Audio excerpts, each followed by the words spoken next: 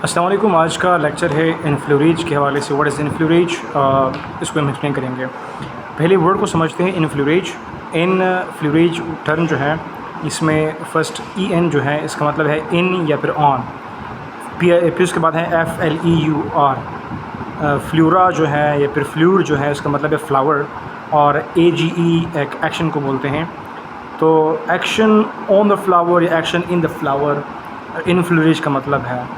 असल में एक प्रोसेस होता है जिसमें हम क्या करते हैं, फ्लावर्स से एसेंशियल ऑयल्स निकालते हैं, यानी कि ऐसे ऑयल्स निकालते हैं जिनका एरोमा होता है, खुशबू होती है, फ्रेगरेंस होता है उसमें।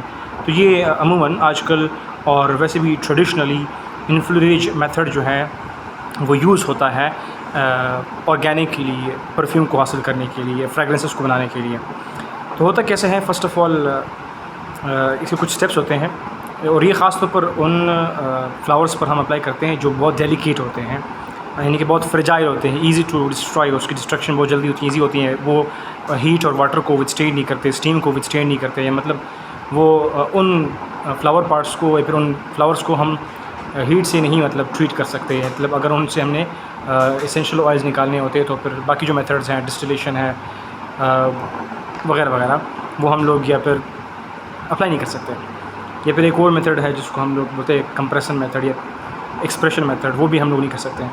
तो फिर हम उन फ्लावर्स को जो कि डेलिकेट फ्लावर्स होते हैं, लाइक जस्मीन एग्जांपल है उसका एक, और जो रोज़ भी इसका एग्जांपल है, तो इनको हम कैसे फिर करते हैं, इनसे हम कैसे इन फ्लावर से वो एसेंशियल ऑयल या फिर फ्रेगरेंसेस कैसे निकालते हैं, एसेंस कैसे निकालते हैं। स्टेप्स कैसे होते हैं, हमने एक ग्लास प्लेट लेना है, उसके ऊपर फ्लावर को रखना है और फिर उस फ्लावर के ऊपर जो है, अगर हमने फ्लावर उठाया और एक ग्लास स्लेब पर रखा, उस फ्लावर के ऊपर हम एक छोटी सी लेयर जो है वो फिर बनाते हैं फ़ैट की, जो कि वेजिटेबल ऑयल हो सकता है। इससे क्या होगा कि ये जो फ़ैट है वो उस फ्लावर से एब्ज़ॉर्ब कर लेगा उसके अंदर मौजूद फ्रेगरेंस को या फिर एसेंस को, खुशबू को।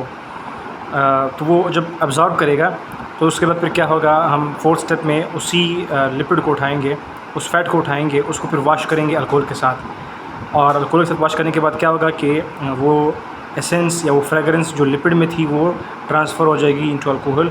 और फिर हम उस मौजूद जो भी हमारे पास रिज़ल्ट मिलता है, एक्सट्रैक्ट मिलता है, उसको फिर हम लोग फ़िल्टर करते हैं मज़ीद प्यूरीफाई करने के लिए।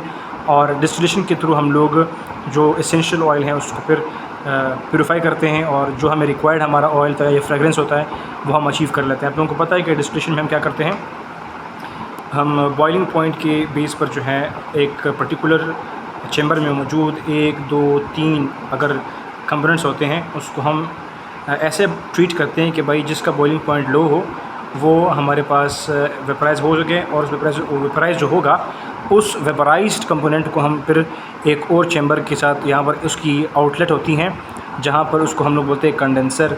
वो इस वेपर को कंडेंस करके लिक्विड बनाएगा और लिक्विड आखिर में ड्रॉप वाइज हम उसको एक और चेंबर में कलेक्ट करेंगे। तो इस तरह से क्या हो जाएगा कि हमने उन 3 में से एक जो हमें चाहिए था वो हमने डिस्टिलेट कर दिया, फ़िल्टर कर दिया और डिस्टिलेट कर दिया, डिफ्रेंशिएट कर दिया और एक्सट्रैक्ट आउट कर दिया।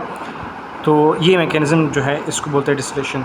तब यहाँ पर हमारे पास अल्कोहल भी था और एसेंस भी था, तो उसको हमने सेपरेट करना था, तो उसको हमने बाय मीन ऑफ डिस्टिलेशन कर दिया। So that is all regarding enfleurage. I hope आप लोगों को समझ आया।